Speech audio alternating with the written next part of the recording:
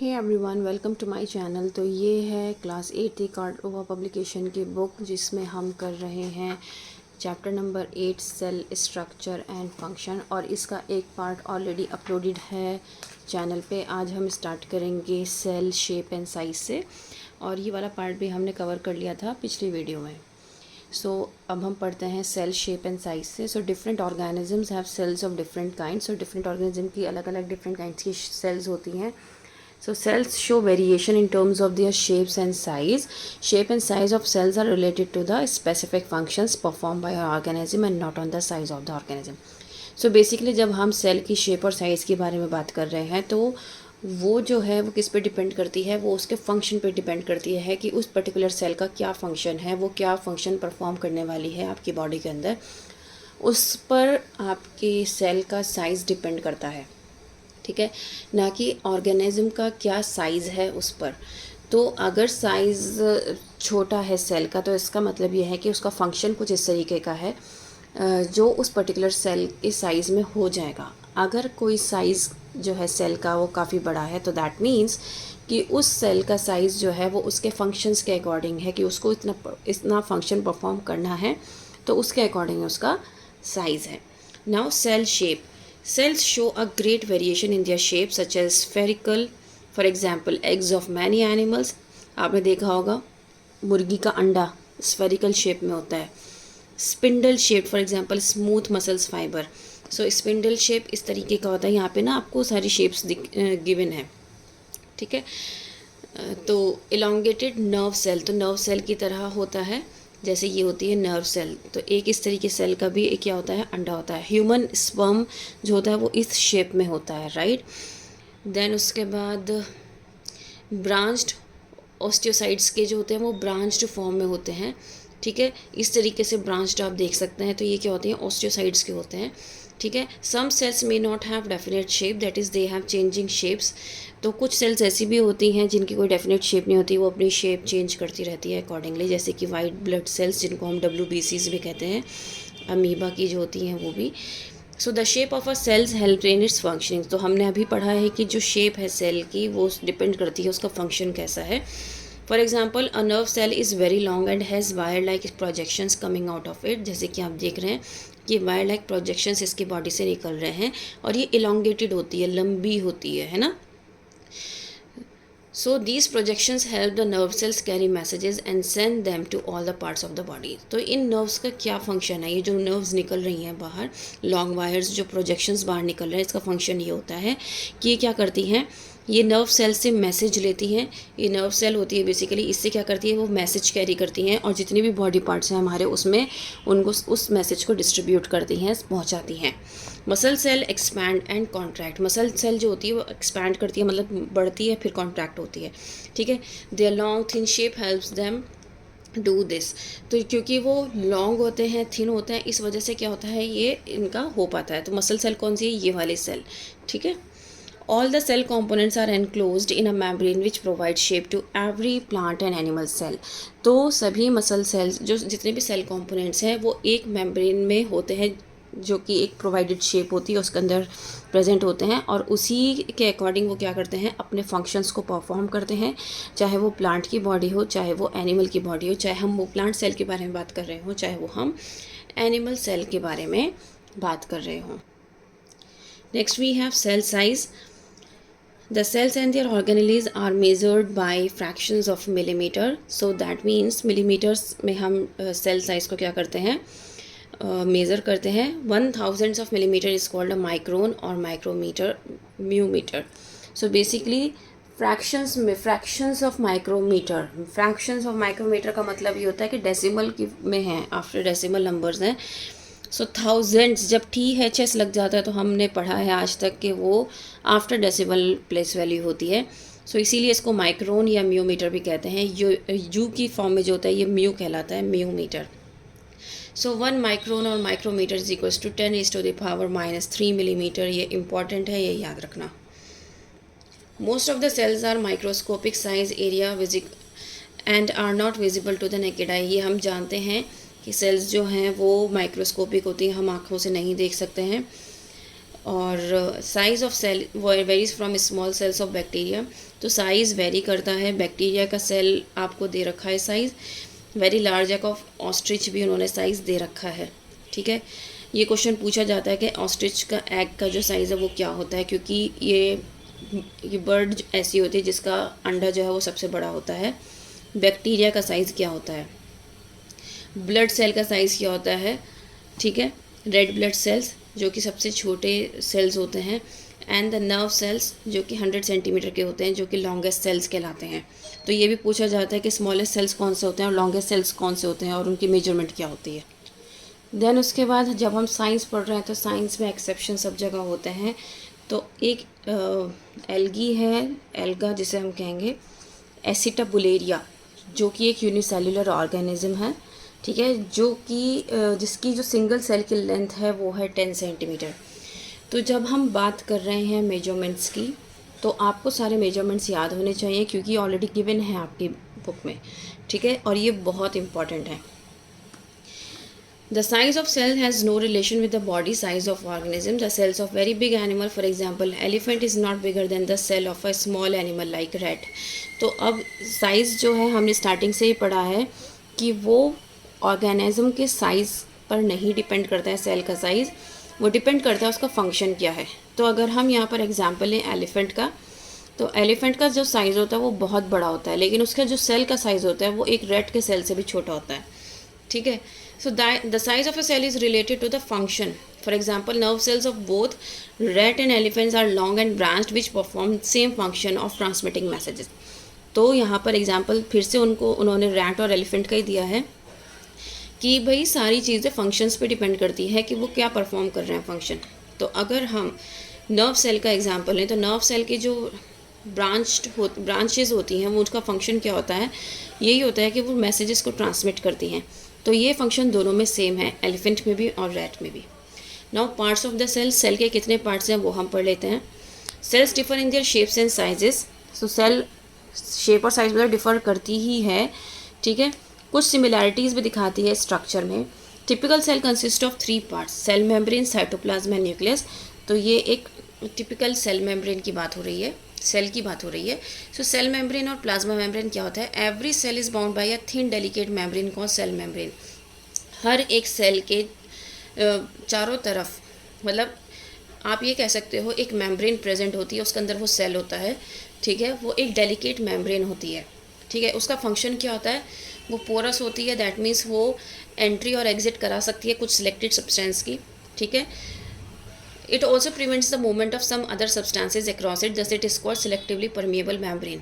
Selectively permeable membrane, permeable मतलब permit करना, selectively मतलब कुछ सब्सटेंसेस को, इसीलिए इसको selectively permeable membrane भी कहा जाता है, क्योंकि ये कम्प्लीटली हर एक ऑर्गेनिज्म को या हर एक प्रोडक्ट को उसके अंदर से पास होने नहीं देती, किसी भी सेल के अंदर से।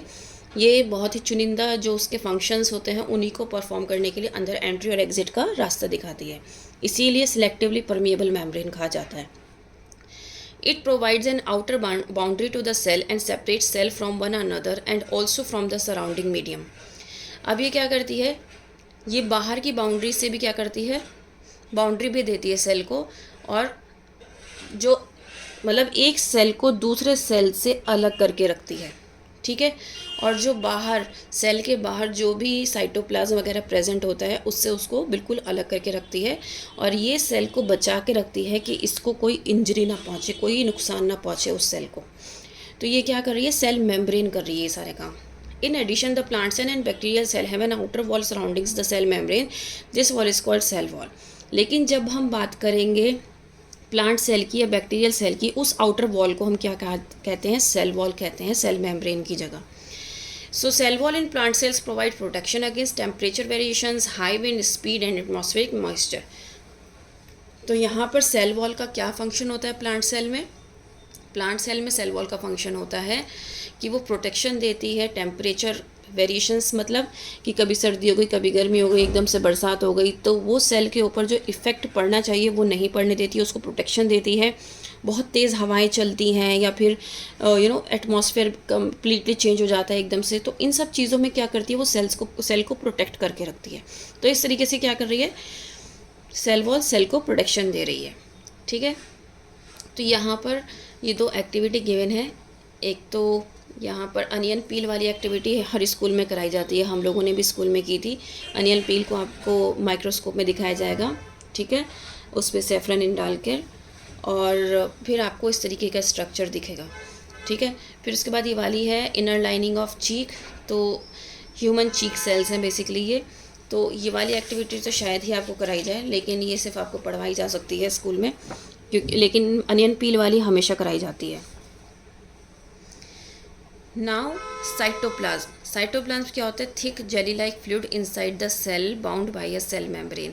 तो साइटोप्लाज्म क्या होता है? साइटोप्लाज्म, अगर आप ये देखो, ये वाला प्लांट सेल है, तो ये जो येलो पार्ट दिख रहा है ना, ये जो येलो पार्ट पे डॉट दिख रहा है, ये सारा आपका साइटोप्लाज्म है। साइटोप्लाज्म के अंदर ही जितने भी सारे आपके सेल ऑर्गेनेलीज हैं वो फ्लोट करते रहते हैं, ठीक है।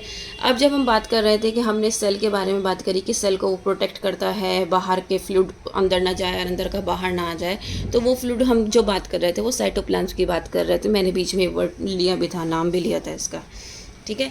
It occupies the space between the cell membrane and the nucleus. All the chemical reactions of cell occur in the cytoplasm. तो जितनी भी केमिकल रिएक्शंस होती हैं वो इस साइटोप्लाज्म के अंदर ही होती है, क्योंकि भाई सेल प्रेजेंट है। देखो यहाँ पे माइटोकॉन्ड्रिया भी है, सेल भी है, साइटोप्लाज्म भी है, देन यहाँ पे ये देखो यहाँ पर पूरा एक ही सेल वॉल, न्यूक्लियर एनवेलप भी प्रेजेंट है, सब कुछ है। लेकिन उसके साथ साथ क्या कर रहा है? सेल्स भी प्रेजेंट है और अपने फंक्शंस को परफॉर्म किया जा रहा है। तो इसमें क्या होता है? साइटोप्लाज्म में सारी केमिकल रिएक्शंस चलती रहती हैं, ठीक है। There are many small cytoplasmic bodies suspended in the cytoplasm. These are mitochondria, Golgi bodies, ribosomes, endoplasmic reticulum. These are called cell organelles. यही मैंने आपको अभी बताया ना। अब हम बात करते हैं न्यूक्लियस की। अब ये न्यूक्लियस होता क्या है, ठीक है। न्यूक्लियस की बात करते हैं। तो न्यूक्लियस आपको बता दूं ये क्या है, ये पूरा आपका न्यूक्लियस है। ऐसे यहाँ पे ये आपका पूरा न्यूक्लियस है, ये रहा न्यूक्लियस और ये रहा न्यूक्लियस। अब इस न्यूक्लियस में आपके बहुत सारे पार्ट होता है, जैसे कि न्यूक्लियर मेम्ब्रेन होता है, न्यूक्लियोप्लाज्म होता है, न्यूक्लियोलस होता है, ठीक है ना। ये रहे। अब हम इसके बारे में पढ़ लेते हैं। It is the most important component of the living cell. ये तो आपको पता होना चाहिए, मोस्ट इंपॉर्टेंट कॉम्पोनेंट है किसी भी लिविंग सेल का। न्यूक्लियस क्या होता है? लार्ज होता है, स्फेरिकल स्ट्रक्चर होता है, जैसे कि हमने अभी इस पिक्चर में देखा। Present in all cells. After staining it can be easily seen with the help of microscope.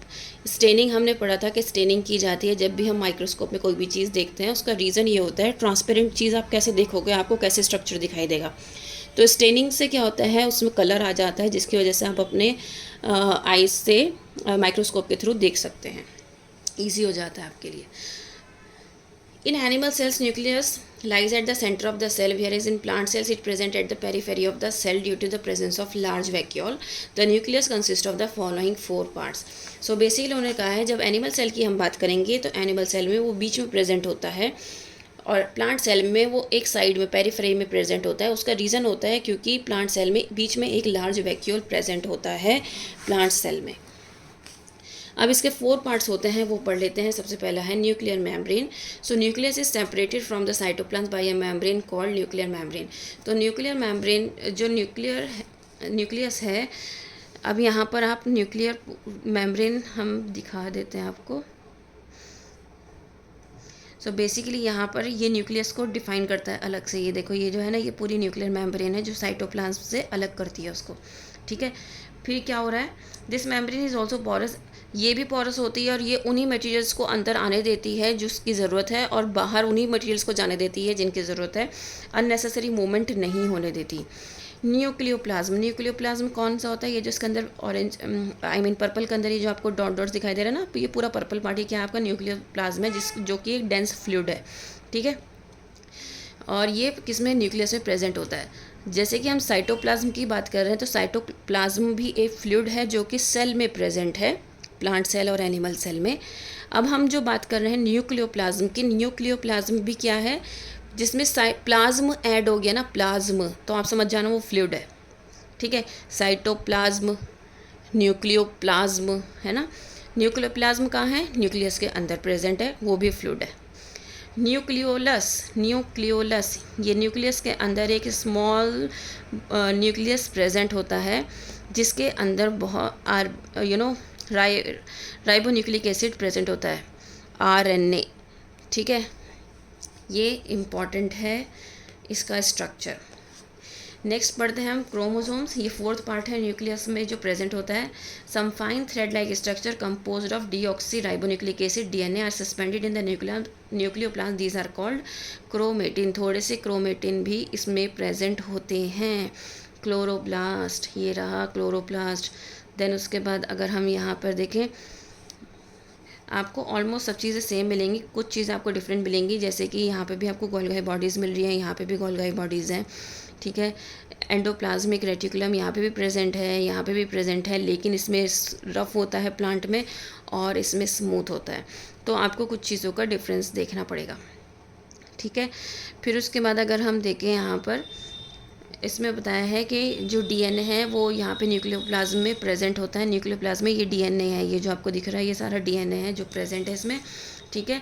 और इसमें क्रोमेटिन फाइबर्स की फॉर्म में होता है। ये जो आपको इस तरह की फॉर्म में दिख रहा है ना, ये क्रोमेटिन फाइबर्स है, ठीक है।